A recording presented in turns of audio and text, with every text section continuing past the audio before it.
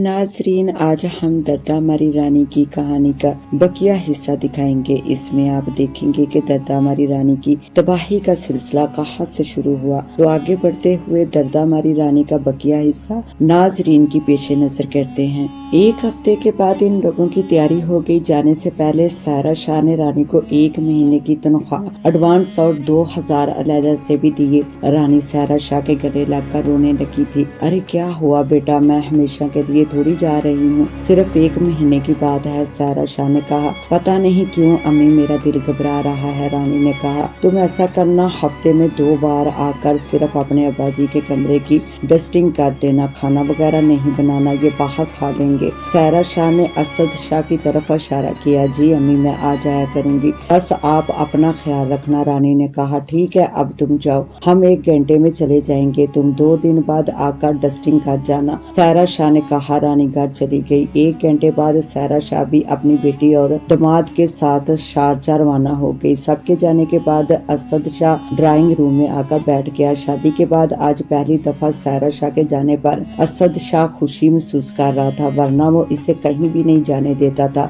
फिर वो रानी के बारे में सोचने लगा कि कैसे वो काबू में आ सकती है, क्योंकि रजामंदी से तो सवाल ही पैदा नहीं होता था। वो फिर 1 महीने तक काम पर ही न आती और 1 महीने बाद ये बात सायरा शाह तक जा पहुंचती और सायरा शाह से बच्चों तक। इस तरह असद शाह न सिर्फ अपनी बीवी बल्कि अपने बच्चों की नजरों में भी गिर जाता। असद शाह शुरू से तन्हाई पसंद भी था, इसलिए जागीरदार पस मंजर और फौजी होने के बावजूद नौकरों की फौज तो दूर ड्राइवर भी नहीं रखता था। ये भी नहीं था कि वो कंजूस था, वो बेहतरीन शाह खर्च था, मगर नौकर रखने से हमेशा एलर्जी खाता था, क्योंकि इसने ऐसे कई वाकयात देखे थे कि नौकरों ने घर लूट लिया। 2 दिन बाद सुबह 9 बजे रानी काम पर आई तो इसने पूरा प्लान तैयार किया हुआ था। रानी ने सलाम किया। असद शाह ने सिर्फ सलाम का जवाब दिया, बेटा नहीं कहा, जो वो अक्सर सायरा शाह के सामने कहता था। रानी ने शहजाद को झूले में सुलाया जो सायरा शाह ने इसे दिलाया था, ताकि शहजाद आराम से सो सके और रानी घर का काम कर सके।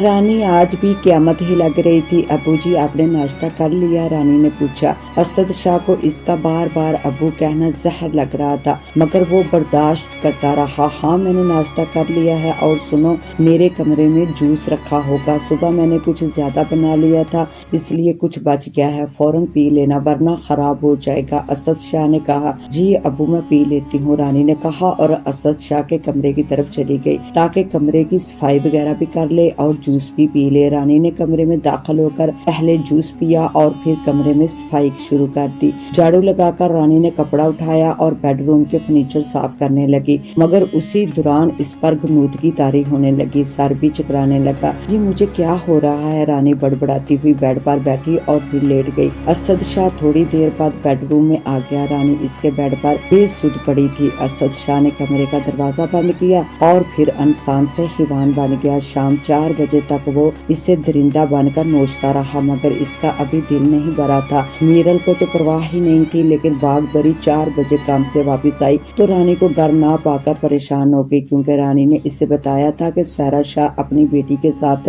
मुल्क से बाहर है, सिर्फ अबू जी यानी असद शाह घर पर है, इसलिए वो 9 बजे जाएगी और 12 बजे वापस आ जाएगी। इसने मीरल को साथ लिया और असद शाह के बंगले पर गई। वहाँ असद शाह ने दरवाजा खोला और जो कुछ इसने कहा, इससे बाग बरी के पांव तले से जमीन निकल गई। असद शाह ने कहा, हमने तो इसे 1 महीने की छुट्टी दी थी, क्योंकि सायरा शाह यहाँ नहीं है और मैं भी खाना वगैरह बाहर खाता हूँ, इसलिए रानी को पहले ही कह दिया था कि वो 1 महीने बाद आए, जब सायरा वापस आ जाए। असद शाह ने कहा तो बाग बरी वहीं नीचे बैठ गई और रोने लगी। असद शाह परेशान हो गया कि कहीं मामला बिगड़ ना जाए। आप परेशान ना हो सकता है इसके साथ कोई हादसा हो गया हो, एक्सीडेंट वगैरह, हॉस्पिटल रीति सेंटर देखते हैं, नहीं तो फिर थाने में रिपोर्ट करवा देंगे, मैं अभी गाड़ी निकालता हूँ। असद शाह ने कहा और अंदर चला गया। मीरल भी अब परेशान हो गया था। रानी इसकी बीवी थी और सबसे बड़ी बात 8 महीने का शहजाद भी इसके साथ था। थोड़ी देर बाद असद शाह ने गाड़ी निकाली, इन लोगों को पीछे बिठाया, फिर पूछा, तुम लोगों के पास रानी की कोई तस्वीर वगैरह है ताकि हम इसे दिखाकर ईदी सेंटर और अस्पतालों से मालूमात कर सकें। इसकी तस्वीर तो नहीं है साहब जी, बागबरी ने कहा। इसकी तस्वीर है चाची, मैंने 1 महीने पहले बनवाई थी। ठीक है, गाड़ी घर की तरफ ले जाते हैं, पहले तस्वीर उठाते हैं फिर आगे देखते हैं। असद शाह ने कहा, मुझे रास्ता बताते रहना। ठीक है, आप चले, मैं बता रहा हूँ।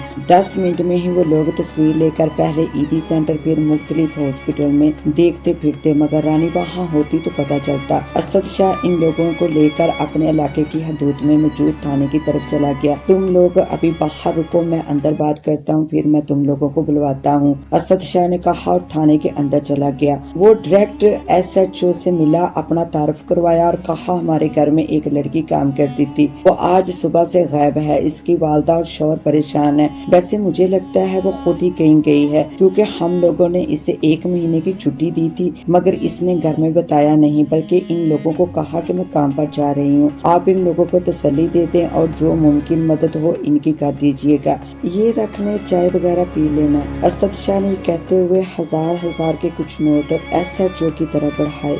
SHO ने नोट देखे तो खुश हो गया। आप फिक्र न करें, हम आवाम की खिदमत के लिए ही तो बैठे हैं। SHO ने कहा, अच्छा अब मैं इन लोगों को बुला लेता हूँ। क्या नाम है इनका? SHO ने पूछा। बागबरी और मीरल, असद शाह ने कहा। वैसे आपने भी अपना नाम नहीं बताया। शाह साहब, मेरा नाम नवाज भट्टी है, वैसे आप मुझे भट्टी कह सकते हैं। SHO ने असद शाह की तरफ मुस्कुराते हुए देखा और फिर सिपाही को आवाज दी, ओए मुश्ताक, थाने के बाहर एक औरत और मर्द खड़ा है, बागबरी और मीरल, इन दोनों को बुलाकर ले आओ। भट्टी साहब ने हदायत दी। जी सर कहकर सिपाही बाहर चला गया और थोड़ी देर में मीरल और बागबरी को ले आया। बागबरी तो कमरे में आते ही थोड़ी कंफ्यूज हो गई, मगर मीरल बिल्कुल इत्मीनान के साथ आकर बैठ गया। इसके चेहरे पर किसी किस्म का कोई खौफ नहीं था, क्योंकि वो शुरू से ही छोटे मोटे जुराइम में न सिर्फ थाने जा चुका था, बल्कि जेल और अदालती निजाम से भी वाकिफ था। वो शक्ल से भी बदमाश लगता था। ऐसे लोगों से खुद पुलिस वाले भी कतराते हैं। नवाज भट्टी भी किन आँखियों से मीरल का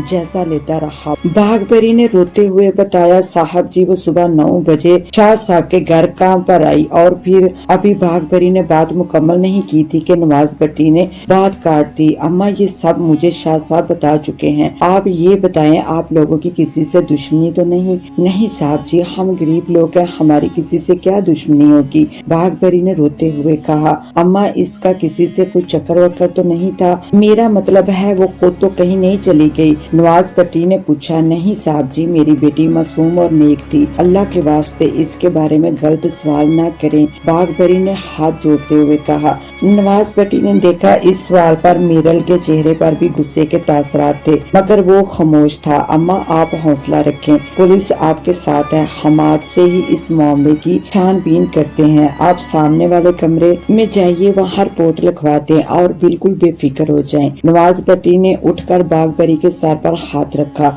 असद शाह ने बागबरी और मीरल की तरफ देखा और इशारा किया। दोनों उठे और सामने मुहर्रिर के कमरे में चले गए। वहाँ रिपोर्ट लिखवाई और फिर असद शाह के साथ वापस आ गए। वापसी पर असद शाह ने एक नहारी होटल पर गाड़ी रोकी, बागबरी और मीरल के लिए खाना पैक करवाया और एक नहारी और 2 रोटी अपने लिए भी पार्सल करवाई, क्योंकि असद शाह के अंदाजे के मुताबिक अब तक रानी को होश आ गया होगा। आते हुए अख्तियातन इसके पाँव में जंजीर और ताला डाल दिया था और शहजाद को इसके करीबी सुला कर आया था। इसने रोटी वाला एक शापर बागबरी को दिया और इनको गाड़ी से उतरते वक्त हजार के 3 नोट दिए। तुम लोग बिल्कुल परेशान ना होना, ये मेरा नंबर रख लो, किसी भी वक्त मेरी जरूरत पड़े तो मुझे बिला झिझक फोन कर देना और परेशान बिल्कुल नहीं होना। 1-2 दिन में रानी तुम लोगों के दरमियान होगी, हो सकता है वो रास्ता भूल गई हो। असद शाह ने कहा। अल्लाह ताला आपको खुश रखे साहब जी, आप हमारे लिए इतना कुछ कर रहे हैं। बागबरी ने कहा। ठीक है, बस तुम लोग जाओ, खाना खाओ और फिक्र नहीं करो। मेरा एक DSP दोस्त है, मैं इसे भी फोन करता हूँ, वो थाने फोन करेगा तो ये लोग इस मामले में ज्यादा दिलचस्पी लेंगे। असद शाह ने कहा। बागबरी परेशान थी, मगर असद शाह की तसल्लियों से मुतमिन हो गई थी। वो असद शाह को दुआएं देती हुई चली गई। इनके जाने के बाद असद शाह के चेहरे पर शैतानी मुस्कुराहट फैल गई। रानी 2 दिन में तुम लोगों के पास होगी, बस दुआ करो मेरा दिल इससे जल्दी बच जाए।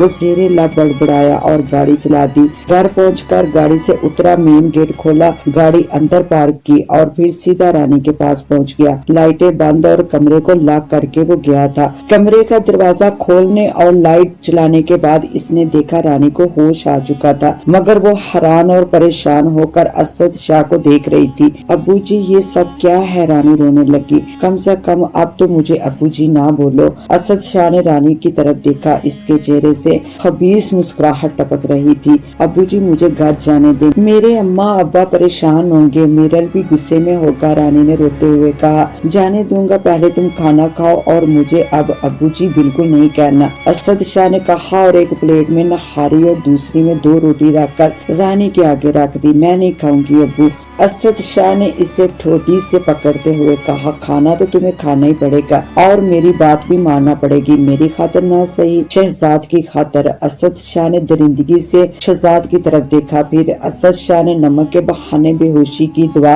सालन में मिला दी। खाना खाकर इसे दूध पिला देना, क्योंकि सुबह से बेहोश थी और ये भूखा। असद शाह ने कहा और कमरे से निकल गया। शहजाद भी रोने लगा था, रानी भी नकाहत महसूस कर रही थी। इसने रोते हुए थोड़ा खाना खाया और शहजाद को गोद में उठाकर दूध देने लगी। शहजाद भी माँ की गोद में आकर खामोश हो गया था। रानी ने इसे दूध दिया और थपथपाकर सुला दिया। इसे बाथरूम जाने की जरूरत महसूस हो रही थी, मगर पाँव में जंजीर देखकर वो बैठ गई। इसी दौरान असद शाह कमरे में दाखिल हुआ। वो मुझे बाथरूम जाना था। हाँ हाँ तो जाओ, ये अटैच बात है, असद शाह ने कहा। वो मेरी जंजीर खोल दे, रानी ने बेबसी से कहा। ये जंजीर इतनी लंबी है कि तुम बाथरूम तक जा सकती हो, मैं जब तक किचन में जाकर तुम्हारे लिए ठंडा पानी लेकर आता हूँ, असद शाह ने कहा और कमरे से निकलकर कमरे को लॉक कर दिया। फिर ड्राइंग रूम में आकर शराब पीने लगा, जो वो पहले ही रख आया था। वो 1 घंटे बाद रानी के कमरे की तरफ गया, जब तक बेहोशी की दवा अपना काम कर चुकी थी। वो एक दफा फिर शैतान बन गया था। असद शाह रात भर दरिंदगी का मुजाहरा करता रहा। सुबह को असद शाह ने रानी के कमरे में डबल रोटी, आमलेट और दूध का गिलास बेड की साइड टेबल पर रखा और बाहर से कमरे को लॉक कर दिया।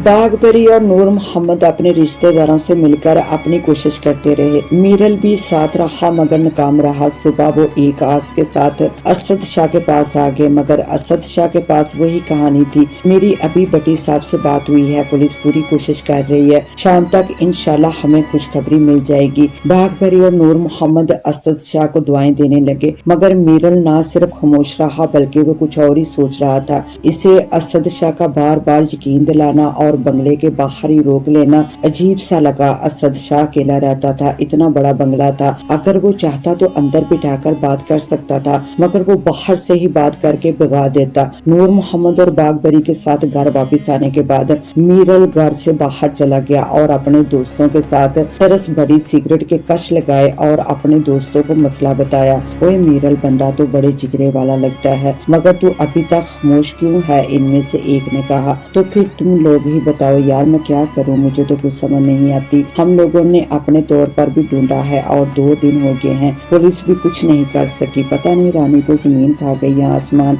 मीरल ने मायूस लहजे में कहा। मीरल, जो कहानी तूने बताई है मेरा शक नहीं बल्कि यकीन है, रानी इसी बंगले में है, इसीलिए शाह जी किसी को अंदर नहीं आने दे रहा। अब वो कैद है या अपनी मर्जी से, ये मैं कुछ नहीं कह सकता। दूसरे ने कहा। तो फिर क्या करें, बंगले में कूद जाएं या थाने चलकर शाह साहब के खिलाफ मुकदमा दर्ज करवाएं? मीरल ने कहा। यार मुझे लगता है परेशानी में तेरा दिमाग काम करना छोड़ गया है। अगर हम शाह साहब के बंगले में घुसे तो डकैती का मुकदमा पक्का है, और अगर थाने चले भी गए तो वो लोग हमें लिफ्ट नहीं करवाएंगे, ना तो हमारे पास रिश्वत है और ना ही कोई सिफारिश। पहले वाले ने कहा। तो फिर क्या करें? मीरल ने तंग होकर कहा। मीरल अपना एक यार है, वो अखबार में काम करता है, कभी कभार यहाँ आता है भरे हुए सिगरेट पीने, इसका नंबर है मेरे पास, अकबर मलक नाम है इसका। पहले ने कहा। तो फिर जल्दी इसको फोन कर, मुझे तो परेशानी में सिगरेट भी मजा नहीं दे रहा। मीरल ने कहा। ओए यार, कुछ भी हो जाए पुलिस तो पैसे लेकर रहेगी। दूसरे ने कहा। इस बात पर मीरल कुछ परेशान हो गया। इसके चेहरे पर बदलते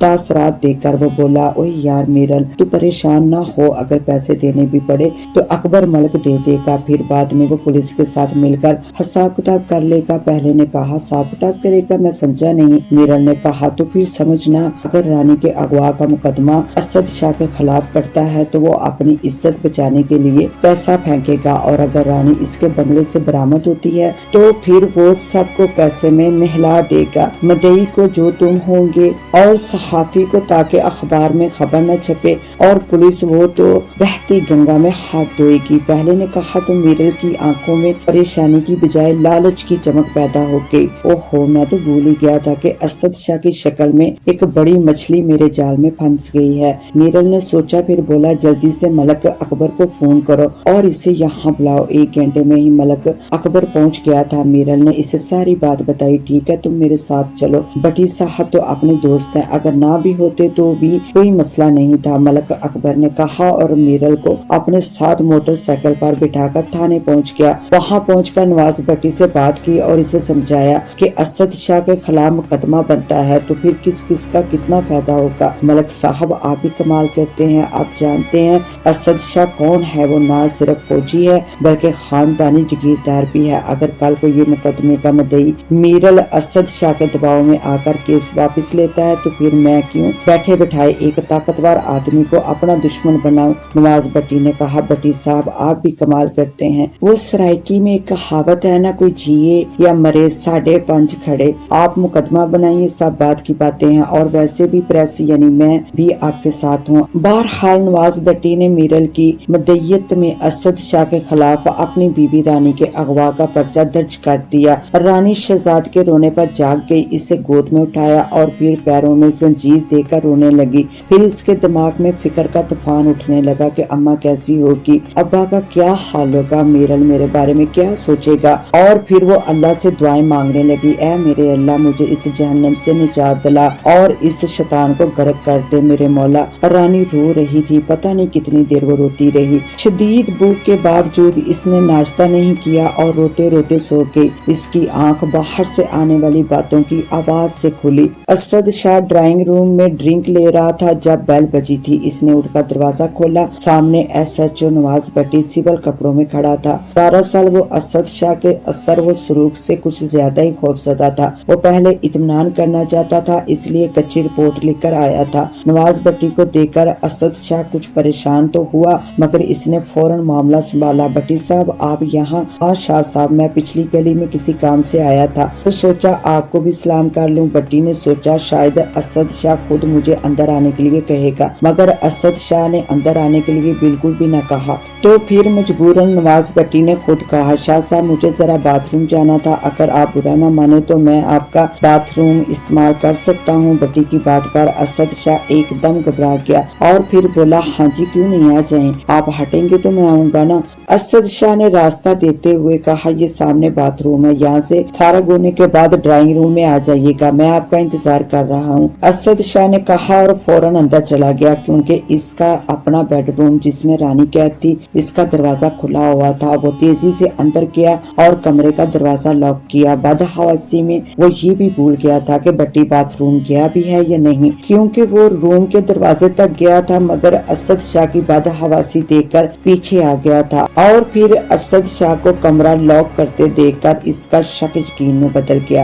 वो फिर वापस बाथरूम गया, इतने में बेल बज उठी। असद शाह ने बेजार होते हुए कहा, अब कौन आ गया? वो उठने लगा था कि भट्टी ने कहा, बैठिए शाह साहब, मैं देखता हूँ कौन है। वो तेजी से मेन गेट पर पहुंचा। दरअसल वो थाने में बैठे मीरल और अकबर से कह आया था कि अगर कोई मजबूत बात नोट की तो मिस कॉल कर दूंगा, तुम लोग फौरन आ जाना। बाथरूम में पहुंचकर इसने मिस कॉल दे दी थी। मेन गेट पर ASI 2 सिपाहियों के साथ वही दोनों थे। भट्टी ने सरगोशी में कहा, लड़की अंदर ही है, शाह साहब को हिलने मत देना और तुम अपना कैमरा ऑन कर लो। असद शाह को फुल नफ्सियाती दबाव में रखना है, भट्टी ने हिदायत की। जी सर कहकर ASI सिपाही और मलक अकबर अंदर आ गए। इनके पीछे मीरल भी अंदर आ गया। पुलिस को देखकर असद शाह के छक्के छूट गए, मगर इसने धमकी का आखिरी अरबा आजमाया। तुम लोगों को जुर्रत कैसे हुई अंदर आने की? सर आप इत्मीनान रखें, अभी तो आपकी तस्वीरें बनेंगी, अखबारात में शाया होंगी, रातों रात आपकी इज्जत में इजाफा होगा। भट्टी ने कहा, भट्टी साहब आपका लहजा मुझे समझ नहीं आया। असद शाह ने अपनी घबराहट पर काबू पाते हुए कहा, फिलहाल आपको कुछ समझ नहीं आएगा। शाह साहब पहले आप ये बताएं कि सामने वाले कमरे का लॉक आप खुद खोलेंगे या फिर हमें तोड़ना पड़ेगा? भट्टी ने कहा। असद शाह के माथे पर पसीना आ गया। क्या है सामने वाले कमरे में? वो तो बिल्कुल बंद है। असद शाह की आवाज से लग रहा था कि वो खौफजदा हो गया है। मैंने कहा कि आप लॉक खोल रहे हैं या फिर मैं वो लॉक तड़वाऊं? भट्टी ने सपाट लहजे में कहा। मैं खोल देता हूँ, असद शाह ने मुर्दा आवाज में कहा और फिर उठकर कमरे का लॉक खोला। इसके पीछे सिपाही और ASI चौकस खड़े रहे। कमरे का लॉक खुलते ही एक सिपाही ने दरवाजे को हल्का सा धक्का दिया। फिर सामने के मंजर ने सबको हैरत में डाल दिया। रानी बेड पर उठकर बैठी हुई थी, मगर इसकी सूजी हुई आंखें, उलझे हुए बाल और पाँव में जंजीर ने सब कुछ बता दिया कि वो किस क़यामत से गुजर चुकी है। मलक अकबर ने फौरन तस्वीरें लेना शुरू कर दी। असद शाह बिल्कुल साकत खड़ा रहा। इसके पास कहने को कुछ नहीं था। वो ये सोच कर परेशान हो रहा था कि जब अखबारों में तस्वीरें छपेंगी तो फिर खानदान वाले, मोहल्ले वाले और फिर सबसे ज्यादा इसके घर वाले, इसकी बीवी, बेटा, बेटी, दामाद, बहू, इसका दिमाग फटने लगा। इसने इस बारे में तो सोचा ही नहीं था कि ऐसा भी हो सकता है। बहरहाल अब क्या हो सकता था? रानी मीरल को देखकर दाढ़े मार मार कर रोने लगी। वो मुसलसल असद शाह को बददुआएं दे रही थी। फिर अचानक बेहोश हो गई। एम्बुलेंस मंगवाओ और इसे फौरन हॉस्पिटल मुंतकिल करो और इसका मेडिकल चेकअप करवाओ। मैं शाह जी को हथकड़ी लगाकर पूरे मोहल्ले में घुमाकर थाने पहुंचता हूं ताकि तमाम लोगों को इसके करतूत का पता चल सके। भट्टी ने रोबदार लहजे में कहा तो असद शाह की बची कुची हिम्मत भी जवाब दे गई। भट्टी के पाँव में गिर गया और किसी बच्चे की तरह गिड़गिड़ाने लगा। भट्टी साहब मुझे बचा ले, मेरी इज्जत खाक में मिल जाएगी, मैं किसी को मुंह दिखाने के काबिल नहीं रहूंगा। असद शाह गिड़गिड़ाया। शाह साहब ये आपको पहले सोचना चाहिए था, भट्टी ने कहा। फिर मीरल और अकबर मलक की तरफ देखा। दोनों ने असबात में सारा हिलाया जैसे कह रहे हो लोहा अब गर्म है, सिर्फ ज़रब लगाने की जरूरत है। अच्छा शाह साहब आप उठें तो सही, फिर मैं देखता हूँ कि मैं आपके लिए क्या कर सकता हूँ और आप मेरे लिए क्या कर सकते हैं। भट्टी ने कहा तो असद शाह की जान में जान आई। वो एकदम खड़ा हो गया। भट्टी साहब आप हुक्म करें, मैं आपके लिए क्या कर सकता हूँ? बस किसी तरह मेरी जान छुड़ा दें। शाह साहब बात सिर्फ मेरी नहीं, आपके खिलाफ अगवा और ज्यादती का मुकदमा बन गया है और मीरल रानी का शौहर इसका मुद्दई है और फिर ये सहाफी अकबर मलक, इनके पास फोटोग्राफ है। ऐसी सूरत में भला मैं क्या कर सकता हूँ? भट्टी ने असद शाह के कंधे पर हाथ रखकर सरगोशी में कहा। भट्टी साहब आप एक मिनट मेरे साथ साइड पर चलें, असद शाह ने कहा और भट्टी का हाथ पकड़कर ड्राइंग रूम में ले आया। भट्टी साहब आप इन दोनों से भी बात कर लें, मैं मुंह मांगी रकम देने के लिए तैयार हूँ, बस आप इस मसले को यही खत्म करवा दें। असद शाह ने कहा ठीक है, 50 लाख रुपए मेरे तैयार रखिए, इनसे मैं बात कर लेता हूँ। भट्टी ने कहा मुझे मंजूर है, बस आप मेरी जान छुड़ाएं। असद शाह ने कहा आप बैठे, मैं बात करके आता हूँ। भट्टी ने कहा और ड्राइंग रूम से बाहर निकल आया। फिर मीरल और अकबर मलक को एक साइड पर ले आया। देखो मीरल, 50 लाख रुपए तुझे मिल जाएंगे और 5 लाख रुपए मलक साहब को। मामले को यही दबा देते हैं, तू भी ऐश कर और मलक साहब भी मजे करें। भट्टी ने कहा और आप भट्टी साहब आप कुछ नहीं लेंगे? मलक अकबर ने हंसते हुए भट्टी के कंधे पर हाथ मारा। मलक साहब मैं भी सिगरेट पानी के पैसे ले ही लूंगा। भट्टी भी जवाबन मुस्कुराया। भट्टी साहब अभी तो रानी जिंदा है, अगर मर गई तो?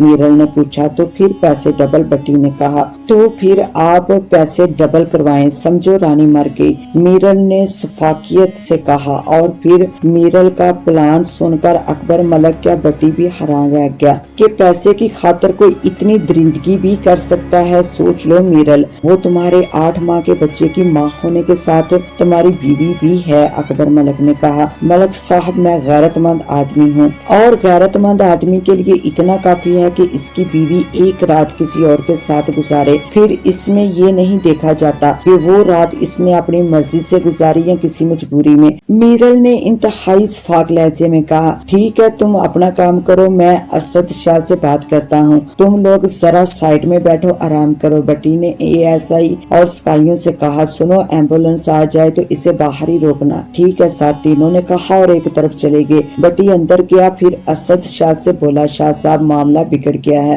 रानी मर चुकी है और मीरल किसी सूरत माफ करने को तैयार नहीं। मेरा ख्याल है अब मैं भी शायद आपको ना बचा सकूं। असद शाह का गला खुश्क हो गया, इसे अपनी आंखों के सामने फांसी का फंदा नजर आने लगा। वो भट्टी के पाँव में पड़ गया। भट्टी साहब कुछ भी करे मुझे बचा लें। ठीक है शाह साहब, आप 1 करोड़ दे दें, मैं मीरल और अकबर मलक को राजी कर लेता हूँ, कैसे वो मेरा काम है, बस आप पैसों का इंतजाम करें। एक ASI और 2 सिपाही भी बैठे हैं। भट्टी ने कहा ठीक है मैं तैयार हूँ, बस मामला यही दब जाए। असद शाह ने कहा शाह साहब आप तिजोरी से रकम तो निकालें, समझे यहाँ कुछ हुआ ही नहीं। भट्टी ने कहा तमाम मामलात मीरल और अकबर को बताए, लेकिन इन्हें आधे पैसे बताए, यानी टोटल रकम 50 लाख रुपए, 50 लाख मीरल और 10 लाख अकबर मलक। इसके बाद ASI को 2 लाख और सिपाही को 50-50 हजार रुपए दिए। पैसा असद शाह का था और दिमाग भट्टी का। सबके मुंह बंद हो गए। सबसे ज्यादा सफाकियत का मुजाहरा मीरल ने किया। इसने कमरे में दुख और सदमे से बेहोश रानी के सर पर डंडे का वार किया। सर बुरी तरह फट गया था। रानी तड़पने लगी, मगर मीरल ने तकिया उठाकर रानी के मुंह पर रखा और फिर बेदर्दी से दोनों हाथों के जोर से तकिए को दबाए रखा। रानी थोड़ी देर मछली की तरह तड़पी, मगर जल्द ही जिंदगी की बाजी हार गई। इसका सर काफी फट गया था, मगर हैरत अंगेज तौर पर इसकी आंखें खुली रह गई थी। शहजाद रो रो कर इससे लिपट रहा था। अकबर मलक ने तस्वीर उतार ली थी ताकि सुबह खबर बन सके। थोड़ी देर में एम्बुलेंस आ गई थी। रानी को इसमें लिटाकर ले जाया गया। भट्टी और मीरल साथ गए थे। भट्टी ने यहाँ भी 1 लाख रुपए खर्च किए। तब पोस्टमार्टम रिपोर्ट बन गई, मगर इनकी अपनी मर्जी की। दूसरे दिन रानी की तस्वीर के साथ एक मुकामी रोजनामे में खबर छपी। 24 साल शादीशुदा खतून ट्रैफिक हादसे में हलाक। नीचे तफसील भी दर्ज थी कि रोड क्रॉस करते हुए एक नामालूम गाड़ी की टक्कर से 24 साल रानी जोजा मीर मोहम्मद हलाकत। हैरत अंगेज तौर पर बच्चा महफूज रहा। मीरल ने अपनी सास बागपरी और ससुर नूर मोहम्मद को भी यही कहानी सुनाई कि रानी का एक्सीडेंट हुआ और वो जाँ बहक हो गई। असद शाह ने रानी के खफन दफन के लिए 1 लाख रुपए दिए थे। वो दोनों बेचारे एक तो सीधे साधे और फिर जवान बेटी का गम। इन्हें क्या पता कि कैसी चाल चली गई थी। मरते वक्त रानी की खुली आंखें एक ही सवाल कर रही थी, मेरा कसूर क्या है। रानी की कहानी यहीं पर खत्म हो गई, लेकिन नहीं, इसके बाद की कहानी ने एक नया मोड़ लिया था। रानी के खफन दफन के तीसरे रोज मीरल कश लगाकर घर आ रहा था कि एक तेज रफ्तार टैंकर की जद में आ गया। इसके कीमा बने जिस्म को नूर मोहम्मद घर लेकर आया था। जिस दिन इसकी तदफीन थी उसी दिन भट्टी दहशतगर्दों से मुकाबला करते हुए मारा गया। इसके अगले दिन मलक अकबर को इसके घर से कुछ लोग बुलाकर कहीं लेके इसकी लाश बोरी में बंद नाले से मिली थी। सबसे अबरतनाक मौत शाहजी की हुई। पता नहीं ये रानी की बददुआ का असर था या किस्मत का फेर। ऐन उस रोज जिस दिन भट्टी को गोली लगी थी इसका दिमाग उल्ट गया। वो गालियां बकता हुआ घर से दौड़ता हुआ निकला और सामने वाले बंगले में घुस गया। वहाँ 2 खतरनाक कुत्ते थे। चौकीदार इन्हें रोकता कि शाहजी को एक कुत्ते ने टांग पकड़कर खींचा। दोनों कुत्तों ने इसे इस तरह झंझोड़ा कि इस बंगले से इसकी लाश निकली। इधर नूर मोहम्मद हैरान परेशान हुआ बैठा था जब मीरल के तकिए से बड़े बड़े नोटों की गड्डियां निकली थी। ये रकम इनकी बेटी की इज्जत और जिंदगी के बदले हासिल की गई थी। मीरल ने रानी की इज्जत बर्बाद होने पर और फिर उसको मौत की सजा सुनाकर असद शाह से वसूल की थी। रानी के मुजरिमों को अल्लाह ताला ने दुनिया में ही अबरतनाक सजा दे दी थी। आखिरत तो उन हैवानों ने अपनी तबाह बर्बाद कर ही ली थी। बेशक बेहतर इंसाफ करने वाली सिर्फ अल्लाह की जात है। इसके साथ ही अपनी होस्ट दुआ वाइस को दें इजाजत। मिलते हैं इंशाल्लाह न्यू वीडियो में, तब तक के लिए अल्लाह हाफिज।